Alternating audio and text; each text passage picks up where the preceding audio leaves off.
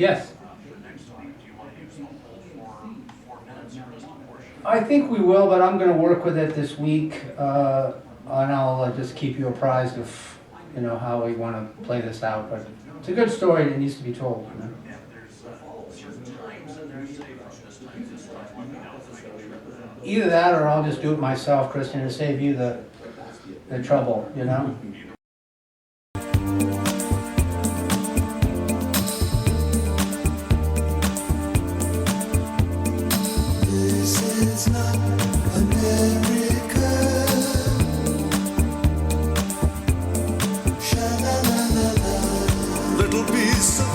Hello, welcome to Talking Truth to Power, Nevada's Freedom Talk Radio. I am your host, Brendan Trainor. My co-host is Leland Faegre.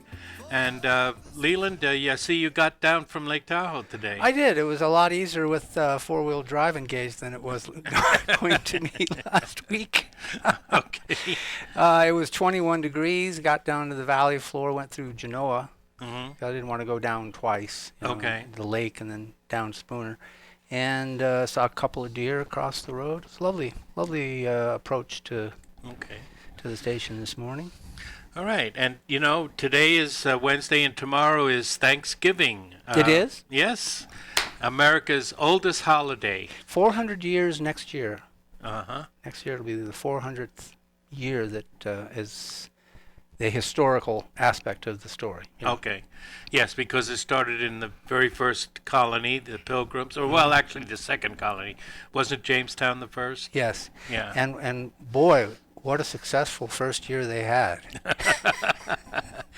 Well, one of the things that is rarely pointed out, as we see a lot of videos of the pardoning of the turkey and all that, but one of the... well, that was a good story, too. Yeah. Oh, it's hysterical. I wish we had that clip to run.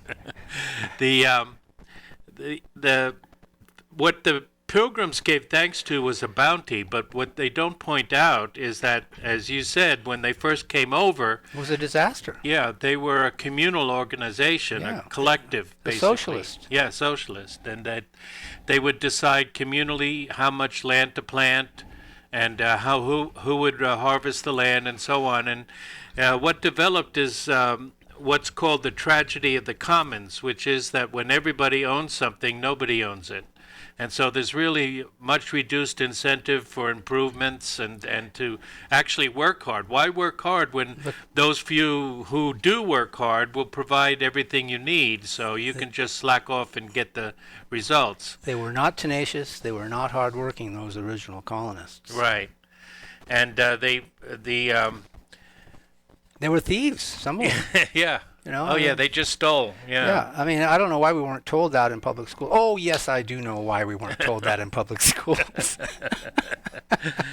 So the Pilgrim leader William Bradford wrote in his diary, "By the spring, our food stores were used up.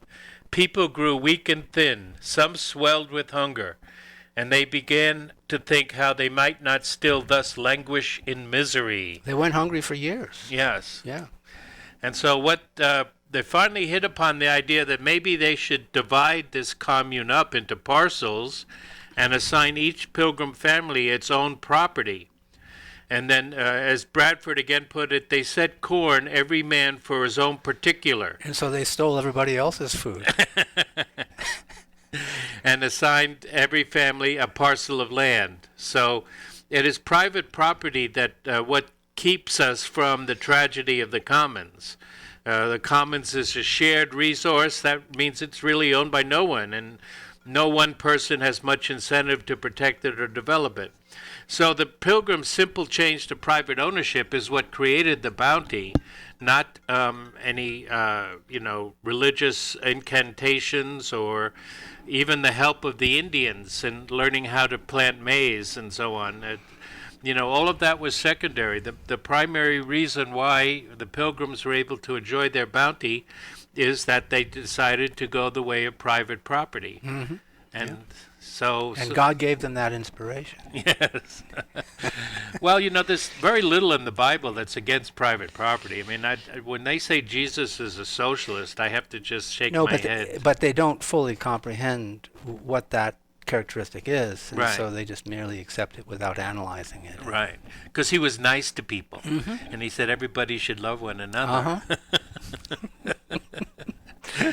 But so, and you know, even the Indians had a rudimentary form of private property, which is true of any Indian that deals in agriculture or in the Northwest in the fisheries.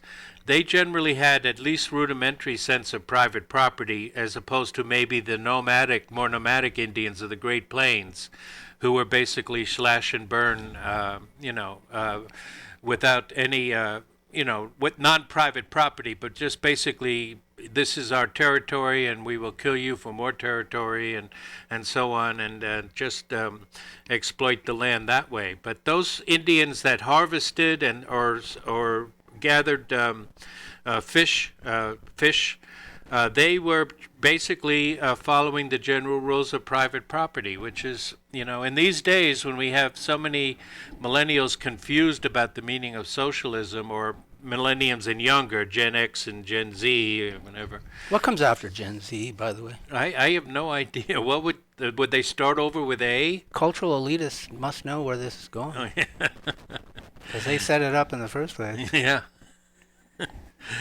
I know. It's a serious question. Yeah, I know. You have to. I have fun with it, but I mean, you have to put a label on everything, right? They are they're way ahead of us, But so the confusion over what's socialist and what's capitalist, as Ayn Rand said, capitalism is an unknown ideal. We don't have real capitalism. We have corporate crony capitalism to a large extent, and corporatism. Corporatism, Yep. yeah, that's a short way of saying it. And so we don't really know what true capitalism is, and we certainly. She knew, though. Yeah, we have some idea of what true socialism is, although the socialists will deny that too, and they'll say, well, the Soviet Union was just currently existing socialism. There's another ideal out there that we will get to someday. Yeah. Yeah, eventually. But I actually had a conversation with a public school teacher that last week who knew Ayn Rand. She knew about Ayn Rand. Oh, she did? I was shocked. Well, she knew about it, but what did she No, she think? had read it. She'd read Fountainhead. And Oh, yeah? Yeah. Oh, good for her. Amazing, huh? Yeah. Yeah. She didn't know how long she was going to... She just became a public school teacher Oh. in a change of career paths. And I had the feeling that she had no idea what's up ahead for her. And she had a sense about it as well. She said it's a very difficult job dealing, with the status quo. Hey, as AOC said, it's not free stuff, it's public goods. That's right. And a distinctive point. Back after the break.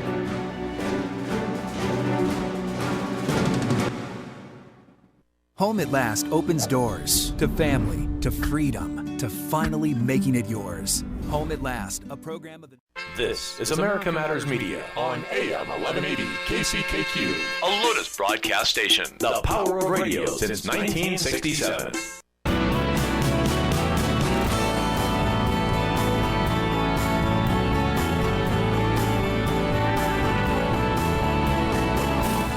Unable to listen to the whole show? A recording of today's program will be available later today. Visit americamatters.us and click on the podcast link. Now, back to the show.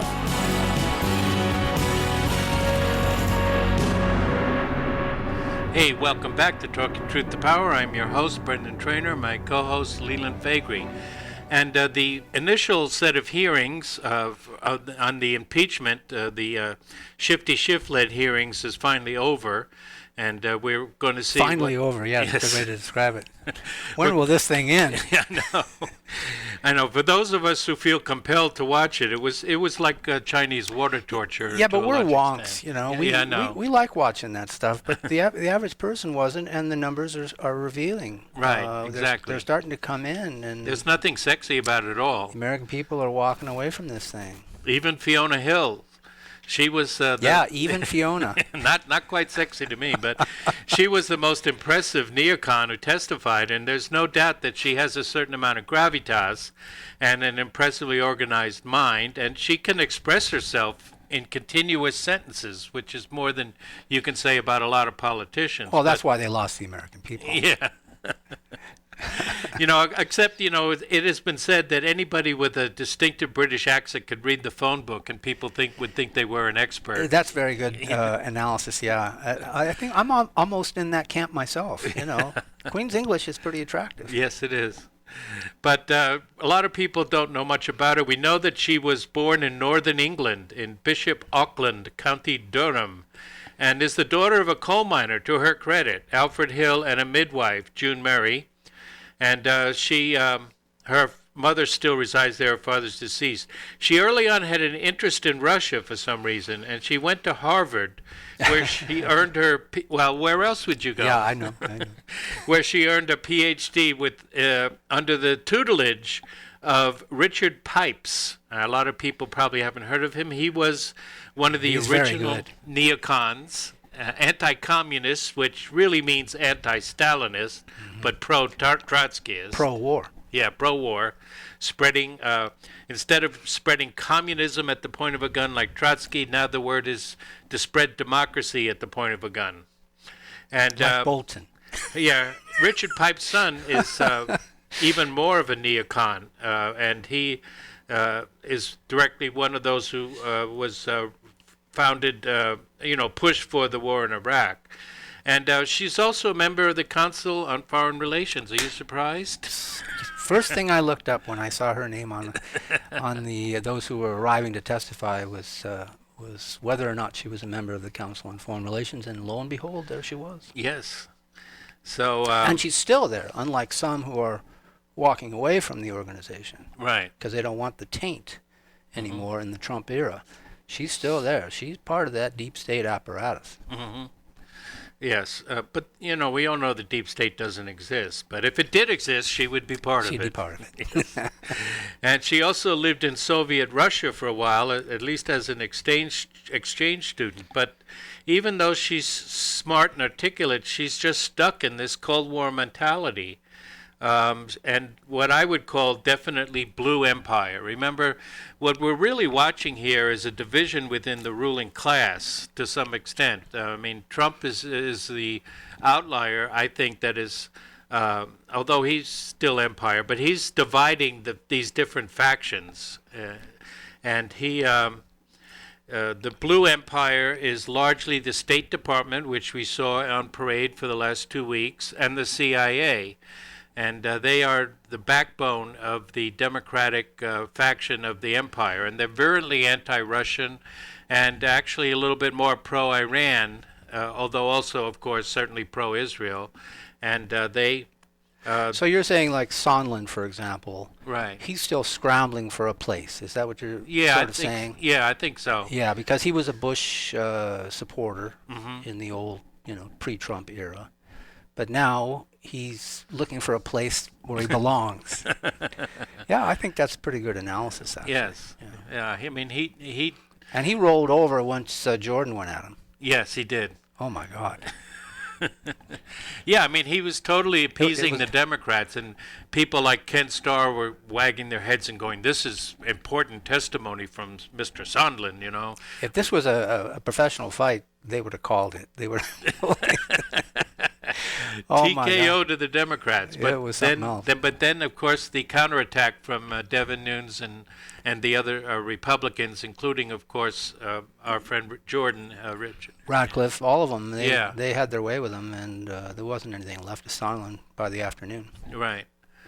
So we're going to see how this all shakes out, because we have a battle of ideology and a battle for the heart and soul of the foreign policy establishment, and these people are embedded in there, and it's going to be hard to get them out. Mm-hmm. It's being anti-Russian. It's in their DNA. But Trump said last night at his rally that he's succeeding in pulling these people out, identifying them, and I don't know how quickly we're going to be able to get them. Maybe the IG report will help. Yes. Because they're all going to be listed in there, and and the American people, they're attracted to Donald Trump, as it turns out. So he could have his way with them. Yes. So again, she said that she was on the foreign policy track, and the people like, Giuliani and Rick Perry and the others were on the political The track. three amigos. Yeah. But, that's ignoring the fact that the policy track is also political. And you can't get away from politics when you're dealing in foreign policy. And Aristotle said that too. Okay. And President Trump has got he ultimately makes the policy. And they are refusing to believe that they should follow his lead, because they are following the long-standing U.S. policy since the Cold War against Russia. They're offended. Yes, they are. They're offended by the fact that he went around them, even though they should have seen it Right. coming. I mean, it was since he left the escalator, he's been talking about it. Right. So I don't know what they didn't see, but they are entrenched, and they just are intractably attached to the old order. Right. And just like most of the things that the Democrats or big government do when you intervene, you inevitably hurt the very people you're trying to help. And all of this digging up dirt on the Ukraine is actually hurting Zelensky. Mm-hmm. He's in a tight spot over there in the Ukraine. I believe he really is a good guy, like it was testified to. Sondland was convinced he was a good guy, and he really wants to do something about corruption, and he wants to try and bring peace. And he ran on that ticket. Yes, that's what he ran on. That's what 70% or more of the Ukrainian people voted for. Yeah, they're sick of the way it was. Right. So the only people that wanted the status quo were the Clinton deep state. Yes, and one state in the Northwest that's the heart of the Banderistas, the neo-Nazis, the district around the city of Lviv, they were the only ones that voted for Poroshenko. Everybody else in Ukraine voted for him. But still, like the streets are still owned by the neo-Nazis. They've been having demonstrations, and they have been trying to get him out of there. And he is now in a weakened position. His political enemies, by the way, are calling him Monica, because of the allusion to the Clinton impeachment, and so Monica Lewinsky, Achilles' heel. Yes.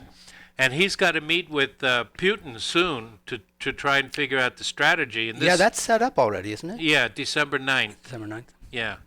There is something called the Minsk Agreement, which was actually created by France and Germany, but Russia signed on to it. And Minsk is the capital of Belarusia, by the way. But anyway, it's supposed to grant ceasefire in the Donbass and grant the people of the Donbass some measure of autonomy. And Poroshenko completely ignored it. And there's talk about trying to start it up and get it going again. And that's what Russia would like. They would like to see a resolution to this just as much as the Ukraine would.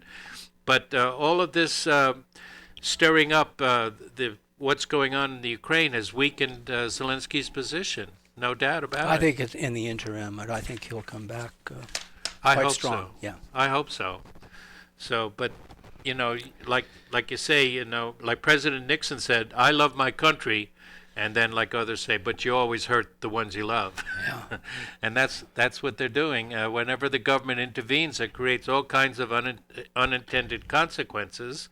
These unintended consequences cause more government intervention, and all along the way, and then more unintended consequences, so that there's a constant increase in intervention and a constant loss in freedom.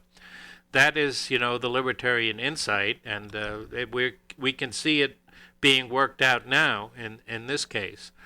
And, another study came out that said Russia did not meddle in the U.S. election, and so somebody has to send Ken Starr a memo and the other. Never mind Ken Starr, how about sending it to Clapper? Yeah, and Clapper and Comey. But, I mean, those Republicans that also, even though they defend Trump, they refuse to go along with the program of trying to have some kind of rapprochement with Russia. And it's always they always emphasize how Trump was actually stronger against Russia than Obama was. And yeah, he was forced to do that probably, but that's not where he wants to take our policy. But to finish on Fiona Hill, I mean, she didn't know anything of the Democrat Party's influence in the country. No. Or claimed not to. Right. Because I can't believe she didn't know that. No. I can't believe she was completely ignorant of Hunter Biden and Griezmann and all that. No.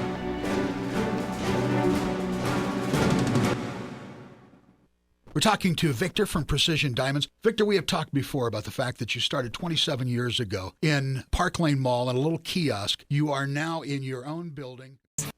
This is America Matters Media on AM 1180 KCKQ, a Lotus broadcast station. The power of radio since 1967.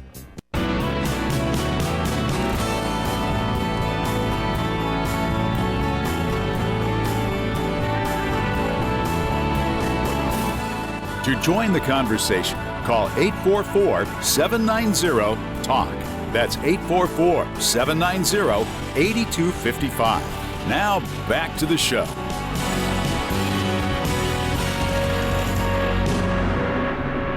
Hello, welcome back to Talking Truth to Power, Nevada's Freedom Talk Radio.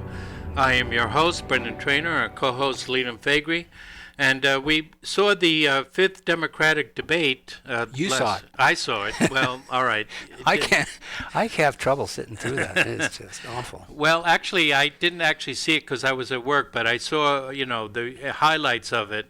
And once again, Tulsi Gabbard was in the debate, and for the third straight debate that she's been in, she was the most searched candidate on the social media. Mm-hmm. I don't know who's surprised by that. Yeah. But it's a fact that she was, again. Yeah. Did Drudge do a poll? I don't know. Yeah, he usually does a poll on those things, but I didn't see it. What's happened to Drudge? The rumor is, and I don't know if it's true or not, that he's upset with Trump because Trump didn't attack Iran after the drone was shot down. I don't know if he's I can believe very that. anti-Iran, as I understand it. What, the homosexuals don't like Iran? I don't know. Oh, is he? Oh, yeah. Oh, I didn't know that. Yeah. I guess it's that hat should give it away. I don't know, but anyway. He doesn't look homosexual. But that's the story on Drudge. But on Tulsi, we have she and Bernie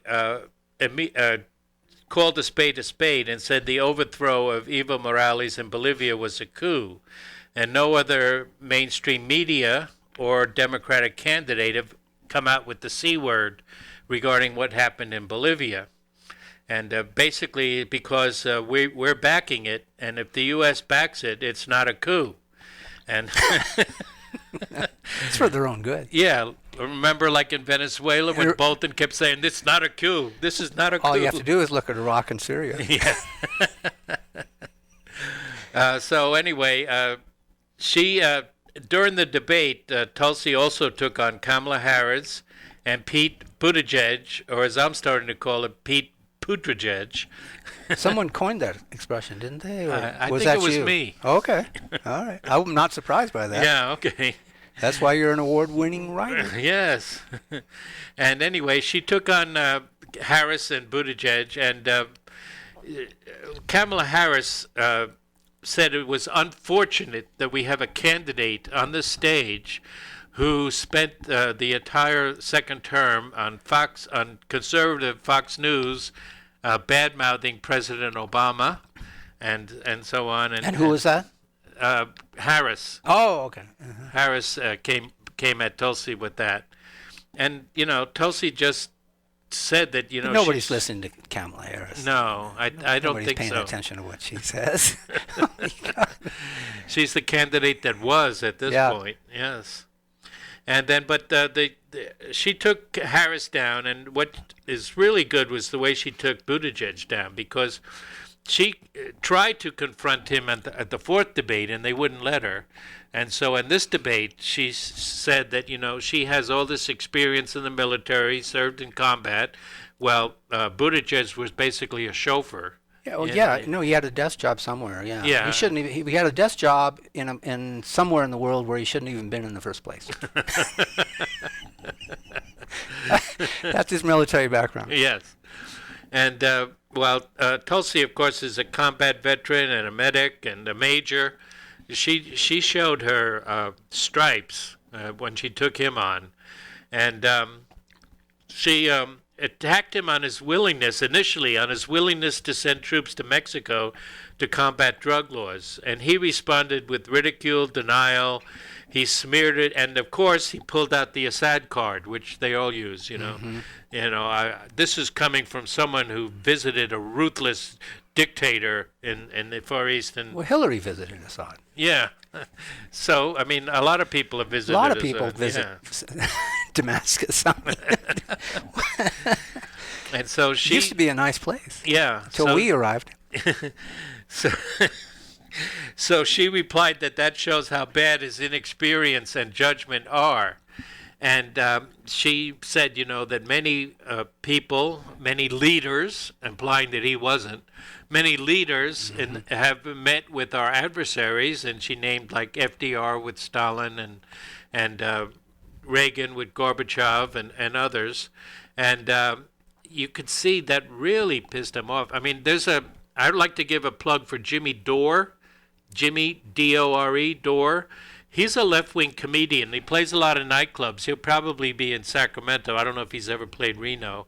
But he shows videos and comments on them during his does he? act. Is that his technique? Yeah. Oh, interesting. It's like you can see him on YouTube. Just look up Jimmy Dore on YouTube. And he's very, very pro-Tulsi. He's totally in her camp. Let me I'll share this with you. I was in Santa Cruz this past few days, Bay Area generally, and I was heading towards a Route 9, and I glanced over, and there is what would my daughter would describe as a hippie, perhaps, right? Okay. Tulsi 2020 T-shirt on. Okay. And it looked like he was actually working. He was walking the streets, talking to people, Oh, all right. Yeah, but this is Santa Cruz, the People's Republic of Santa Cruz. Okay. Pretty interesting. Yes. Yeah.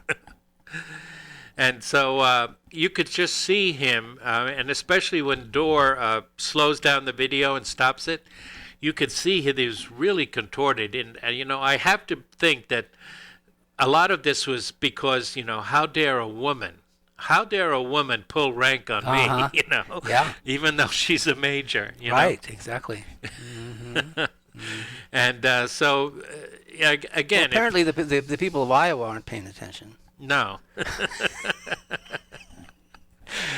Well, they have nowhere else to go, I guess. I don't know what story is there. But wait till he gets to South Carolina, because when black people see Pete Buttigieg, they love Buttigieg. They see a slice of white bread, and that's about it. Yeah, that's the end of Buttigieg right there. And then, again, I just want to say again, if you like YouTube, if you're ever on YouTube, just check out the Jimmy Dore channel. And you mean while they're looking at our yes, well, you're looking at our broadcast as well. Oh, okay. Where can they find our broadcast on YouTube? On YouTube. On YouTube, Yep. under this station, or? Yeah, you'll see. Just put in all that criteria, it'll come right up. Yeah. Okay. All right. So then, Elizabeth Warren she's in a lot of trouble because nobody believes her anymore. She's done. Yeah, she's. You put a fork in her. She can wave her arms as much as she wants, but she's You put a fork in that turkey tomorrow, and then put a fork in her. She's done. But shockingly, she gave an interview agreeing with President Trump's Venezuela policy. So she proved herself to be an authoritarian in foreign policy. She's an economic authoritarian. She wants to, take everybody's health care away and put it to her plan. Well, that's what her plummet in the polls apparently is tied to that very subject. Right. Medicare for all has done her in. Right. Nobody wants their health care, their employer-provided health care taken away. Right. For some unknown, thing that may or may not work. And yeah, she's got to be the dumbest of them in a way. Of all of the characteristics, stupidity we've seen out of that party, that she's just nuts. She's certifiably. I want her on a couch. I want somebody to analyze her. I know, but anyway, she's a hardline authoritarian with a message of hope and freedom. It's like humanitarians with a guillotine is what one famous libertarian called them. And, she used to favor school choice, but now she's totally controlled by the teachers' union, and so she was caught in another lie when a very sincere black woman was talking to her about school choice and saying how important it was. Yeah. And she then claimed that her son went to public schools For a while or something like that. Yeah.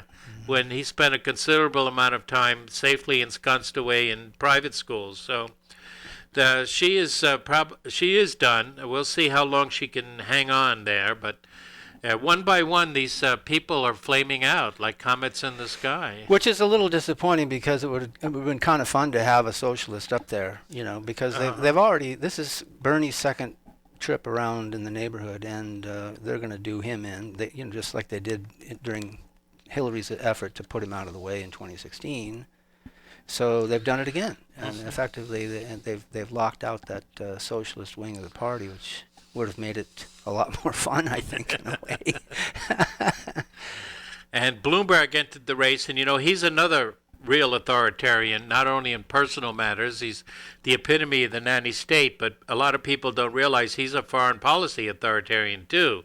And in fact, after 9/11, he kept blaming Iraq for 9/11, even with all the evidence in. Yeah. And so he is, hopefully people will point that out. He's putting all his basket in video like Tom Steyer has. And well, I'm going out on a thin branch here, but I think he got in because he saw the clear track that Hillary was setting up for herself, going after Tulsi. And he says, if I don't get in now, I'm going to be quashed by the Clinton machine. And that's why he jumped in when he did. Okay. I think he's just the forerunner of the moderate candidate who has been waiting in the wings for the last 3 years. Who? Michelle Obama? Hillary Rodham Clinton.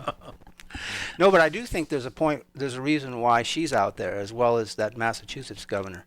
Devil Patrick. They're trying to save that black vote, right? Because it looks like Trump is grabbing the black vote. Did you see that poll yesterday? Oh, according to Navarro, that's a bogus poll. Yeah, but it doesn't look like it is a bogus poll. It's 34%, 35% of the black vote for Trump. Okay. If that materializes, it's over.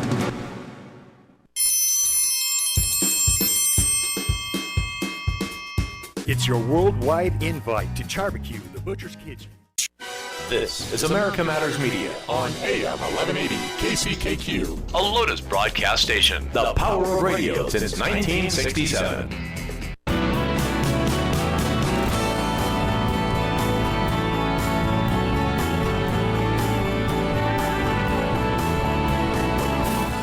Are you shy and don't want to talk on the air? Text us your questions or comments to 775-237-2266. Now, back to the show.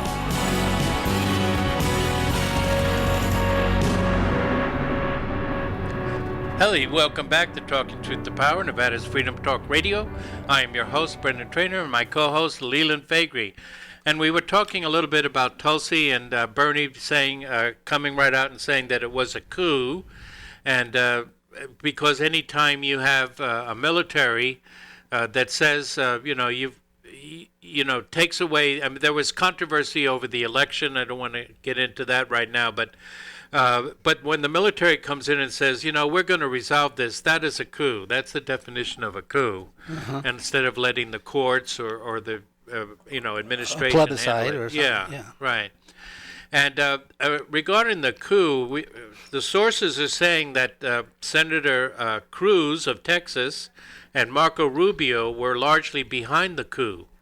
And I've also seen reports that each of the top generals received $1 million, and the lower policemen and lower ranks $500,000. Now, yeah. So you buy your coup. Right, exactly. And who's got more money than the deep state? Yeah.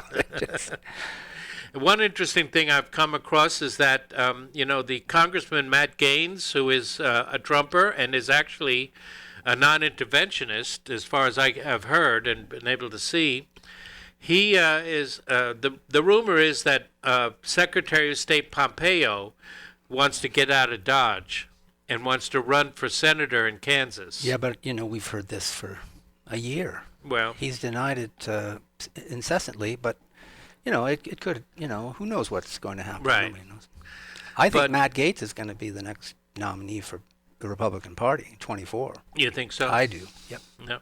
Well, Gaines apparently is supporting this and kind of urging him to do that, and he's pushing Marco Rubio up as his replacement for Secretary of State, even though, of course, Rubio is also an interventionist. So it's musical chairs. Yeah. But the reason why is he wants Governor DeSantis to appoint him to finish Rubio's Senate term, which would give him a heads up on being in the Senate. Or I don't mind any of these kind of, clandestine operations that are going on behind the scenes, but as long as he's got somebody groomed to take his seat in the House, but if he leaves it vulnerable, that it almost defeats the purpose. Right, but he's from Trump territory, don't forget. He is, at the safe seat. He's from the panhandle up there by Pensacola and all that, so that's heavy redneck, you might call it redneck country, Scotch-Irish, part of Florida. The Floridian equivalent, yeah. Right. And so what we have also, I wanted to talk a little bit about in the remaining section here, is that we have seen that these right-wing Christian paramilitaries in Bolivia, which people... They went away for a while, didn't they? Yeah, people might think that's a new force, but it actually goes back to Generalissimo Franco in Spain. And, as Chevy Chase said, Generalissimo Franco is still dead. But his reign continues on in the... I haven't heard that one for a while. It's very good. But there was also the Phalange in Lebanon. Yes. The Phalangists are especially noted for a massacre of Palestinians. And I forget the name, it was a refugee camp in Lebanon while Israel still controlled Lebanon around in the 1980s. And the Phalangists went in under cover of night. But it said that the Israeli guards, they were guarding the camp. They actually turned on the lights so they could see better what they were doing and let them in. And they What year was that anyway? Because I remember all that. I think it was 82, but it might have been before that or a little after that. But they killed hundreds of Palestinian refugees. And actually, they still exist in Lebanon, but they've been almost wiped out as a political force. There's only a couple of them in the Lebanese parliament. And that would be difficult to do because everybody's, has access to the electoral process there. Seems like there should be more of them if there was any sense of popularity to it. They seem to have faded away. But something that a lot of people don't recognize that this evangelical right-wing you'd have to call it fascist movement has been around in Latin America for some time. And one of the most prominent of them is a person named Ilan Mont. Let me see, I had everything here but his name. But he, Efrain Rios Montt. And he was involved in the Guatemala. As a young officer, he was involved Guatemala? Yes. Wow. He was involved in the CIA coup of President Jacobo Guzman in 1954. And then he, in 1974, he ran for president, and there was a disputed election, and he blamed the Catholic Church and their outreach in the Mayan, the native minority in the country, which is exactly what we're seeing in Bolivia. I'd blame the Catholic Church for just about anything. But he blamed them, and he blamed the Mayan minority. So Montt converted to the Gospel Outreach Church of Eureka, California. So he became an evangelical. And then in 1982, he deposed another president, President Guevara, and became formed a military junta to rule the country. And that was known for torture, secret tribunals, the annihilation of at least 600 Maya villages, and basically he was the only head of state that has ever been convicted for crimes against humanity, war crimes, basically. He was never served in prison because he kept filing appeals and managed to escape imprisonment until he passed away. Which tribunal was responsible for that incarceration? The Guatemalan people. Oh, so it's a national. Yeah. So It wasn't the International Criminal Court or anything like that. And what's also interesting is that, well, the Reagan administration supported him because they claimed he was anti-communist. But what's also not very known is Israel also supported him. And Israel provided support and training for his secret police, both in Israel and in Guatemala. And finally, he was deposed in 1983 by a coup. And in fact, Israel is very present. We don't know the extent, because it's never covered, of Israeli involvement in Latin America. But they are there. They are a force. I read stories that were not reported in America, but I read stories that they had Israeli agents tried to assassinate Maduro in Venezuela, and they were captured. Yeah. And they supposedly they reasonable. have a submarine base of some kind in Chile. And these are all stories that are not well covered in the mainstream media. And, you know, we don't think of Israel as being involved in our hemisphere, but they are involved in Latin America, and they are against, believe it or not, they're against the Catholic left in a lot of instances. So it's something that we should keep an eye on, because this is going to continue, and it's going to play out. And, again, we just shouldn't be so heavily involved in these countries, and we shouldn't be so heavily involved with Israel in these countries. It's, it's a shame, but well, the difficulty here is that it's an entrenched establishment, as Trump has, as we've seen, and as Trump has been attempting to drain the swamp. You've got guys like President Vindman. Right. And if we can't get rid of him, right, it's difficult. Yes, it's going to be a slow slog. Yes, it is. And did I say President Vindman? I meant Lieutenant Colonel. Lieutenant Colonel, and you have to call him by that, or he gets very upset. He doesn't like whistleblower either, as it turns out. So the President, speaking of Israel, President Netanyahu, who has finally been indicted for corruption, and people are speculating what he will do. Some are saying he'll start a war and wag the dog. That's a very, very difficult situation, isn't it? Yes. That parliamentary system there is really out of whack. Of course it is, yeah.